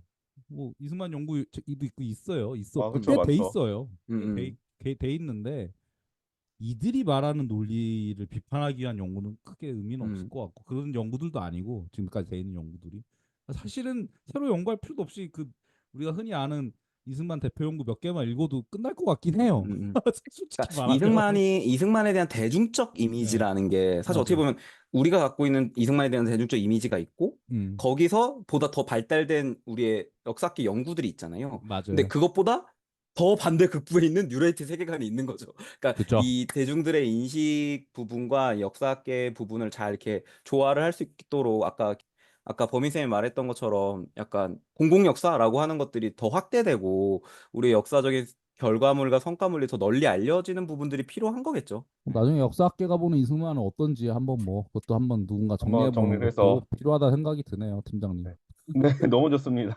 네, 다음 방송 예고까지 또 하시면서 지금까지 이제 건국절 논쟁에서의 뭐 근거, 프레임들을 좀 살펴봤는데, 그럼 이제 앞으로 어떻게 봐야 되나? 결국 이제 제가 또 미래지향을 얘기해야 되잖아요. 그 아, 사람들이 얘기하는 미래지향 말고 우리가 이제 음, 건국절 논쟁에서 어떻게 봐야 되냐?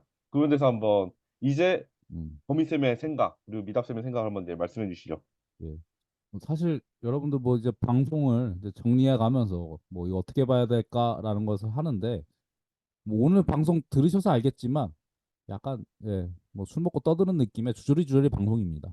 예. 사실 늘 그리고 그래서 학계의 입장이라고 하는 건 청취자분들은 늘 아까 시원한 대답을 원했는데 맨날 찝찝해. 약간 이런 감정도 늘 있으신 것 같아요. 지금까지 결론 난 게 하나도 없어요.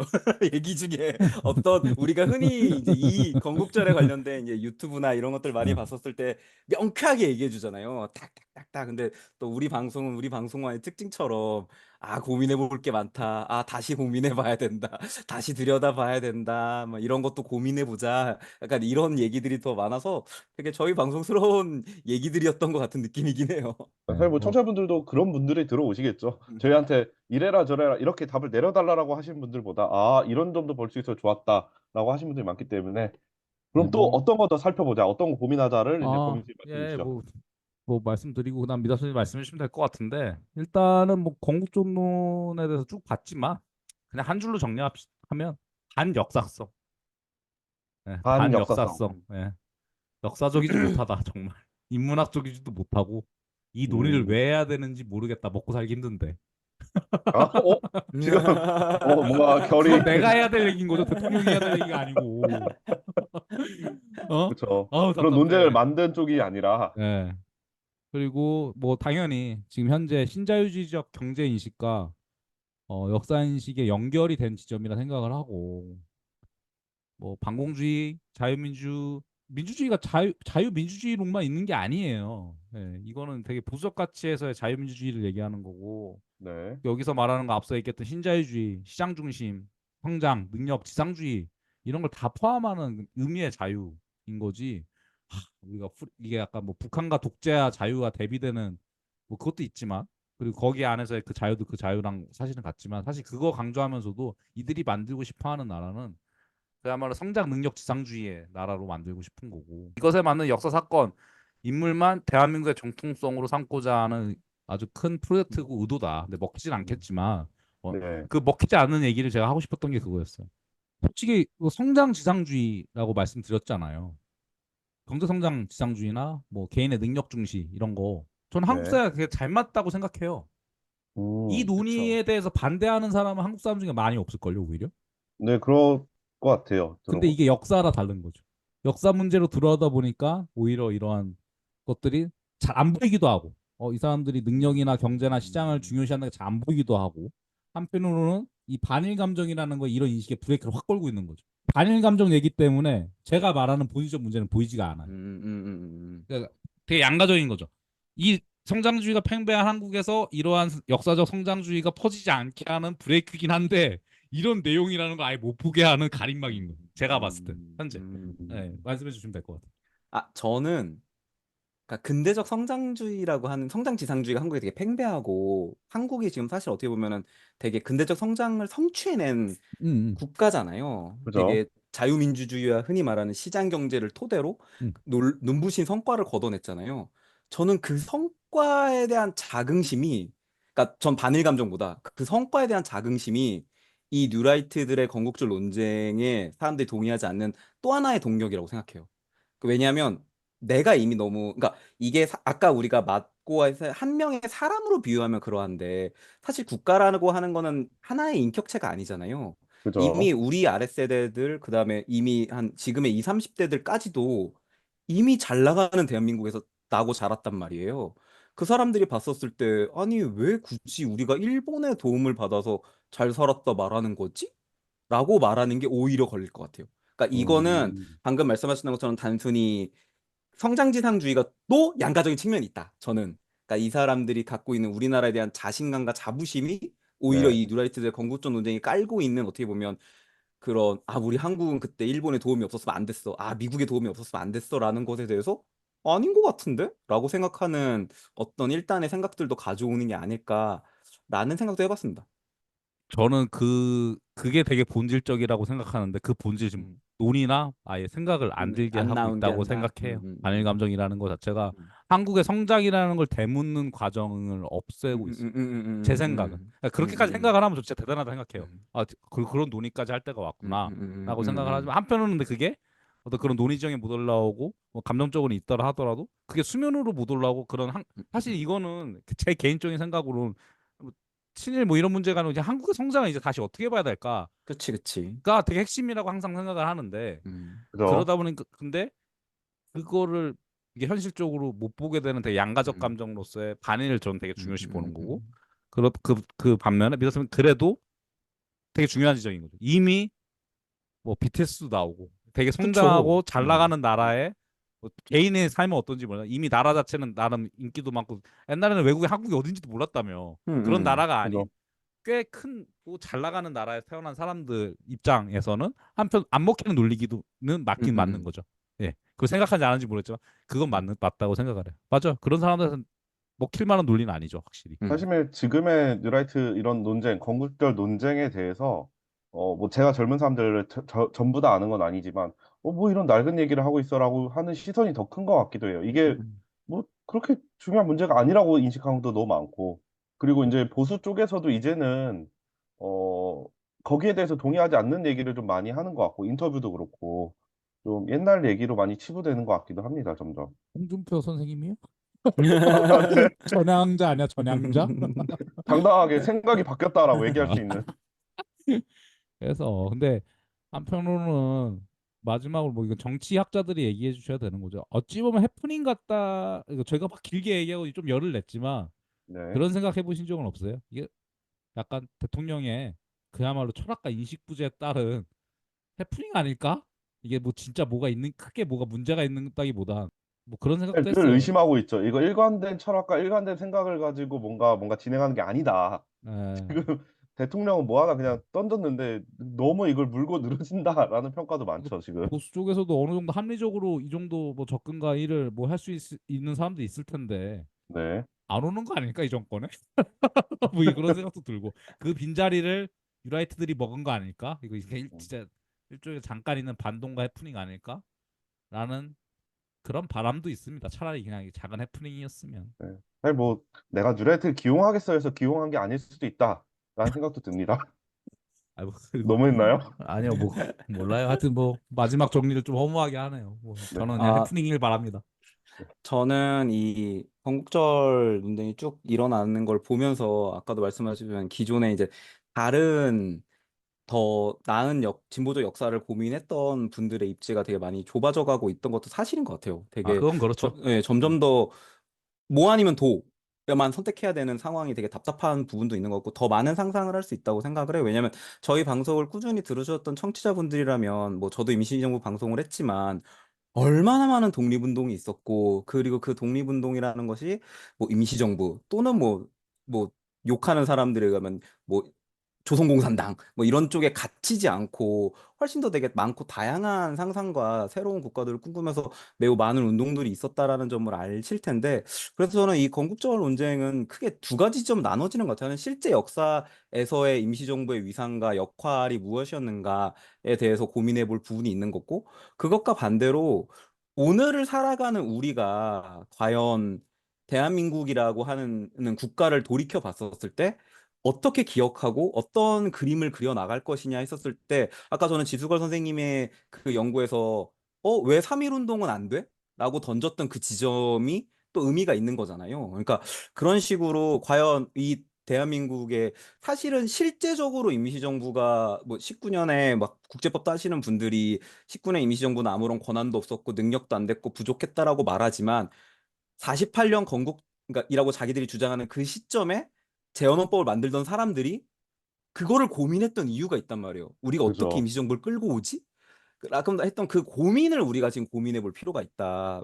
이 지금은 그때와 다르게 많이 성장을 했고 그럼에도 불구하고 우리나라의 헌법은 아직도 통일을 아까 말씀하셔서 찾아봤더니 평화통일로 다 바뀌었더라고요. 평화통일이 네네, 맞아요. 여전히 국가의 사명으로 되어 있는 상황 속에서 그럼 북한은 문제는 어떻게 할 것이며 그렇다면 북한과 이런 관계들 속에서 우리는 과거의 독립운동을 어떻게 바라볼 것이며 한일의 관계가 문제라고 하는데 아니 뭐 주변국과 친하게 지내야 된다는 것에 반대하는 사람이 누가 있습니까? 그죠. 다만 어떠한 친함이냐, 어떠한 자세로 나갈 거냐, 그리고 저들이 과거 우리에 가했었던 어떤 큰 상처와 아픔에 대해 반성하지 않는 것에 대해서는 어떻게 얘기할 것인가, 이런 것들이 좀 종합적으로 논의가 돼야 되는데, 사실 이 논쟁은 사실 그 모든 걸 건드리는 논쟁인 것 같아요. 그 그죠. 모든 걸 건드리면서 되게 단순화시키려고 하는 논의들을 하는 부분들이 있어서 사실은 저는 더 많은 상상을 어떻게 하게 할 것인가에 대한 고민이 더 크고, 어, 매번 고민을 하는 것 같아요. 이 논쟁을 단순히 그냥 헌법에 틀렸잖아 이놈들아 이 나쁜 놈들아라고 말할 게 아니라 여기서 우리가 이 논의장을 뛰어넘어 더 발전적인 논의를 어떻게 끌어나갈 수 있을까에 대한 고민이 지금 어떻게 보면 역사학계의 또 하나의 화두가 되는 시점이고 아까 범인 선생님께서 말씀해 준 대로처럼 더 저희보다 더 훨씬 훌륭하고 뛰어나신 선생님들께서 준비를 하고 계신다고 하니 좀 두근거리는 마음으로 기다려 보도록 하겠습니다. 구매하시죠. 네, 저는 뭐 그렇게 능력이 아, 되지 않아서. 네, 뭐 진짜 지금까지 할 얘기 많아서 뭐. 진짜 이렇게 얘기했는데 사실 저는 네. 안 한 얘기가 더 많은 것 같아요. 그러니까요. 하고 저도 싶은 할 얘기가 얘기가 너무 할 얘기가 많아. 너무 많아. 저는 제 개인적인 생각으로는 이렇게도 저렇게도 이제 얘기를 해보는 건 이제 뭐 시도는 해볼 수 있는데 거기에 대한 깊은 고민을 가지고 했으면 좋겠다는 오늘 방송의 내용들이 저는 너무너무 와닿은 것 같아요. 어떤 논리와 어떤 근거를 가지고 얘기하는지에 대해서 깊은 고민을 가지고 했으면 좋겠다, 뭐라도. 지금까지 이제 범인쌤이랑 미다쌤과 함께 이제 건국절 논쟁 정리하고 문제점, 또 학계에서 어떻게 하고 있고 할 것인지에 대해서 정리를 해봤습니다. 혹시 추가적으로 하실 말씀 있으실까요? 네, 아니요, 뭐 없으시면 다들 마지막 고생하셨습니다. 네, 다음 고생하셨습니다. 방송을 미닥쌤 또는 범인쌤이 준비하신다고 아, 그, 이승만 문제도 한번 다시 다룰 것이다 라는 것을 남겨두고 없으시면 마니만세 역사공작단은 다음 시간에 찾아뵙겠습니다. 감사합니다. 아유, 고생 많으셨습니다. 고맙습니다. 자.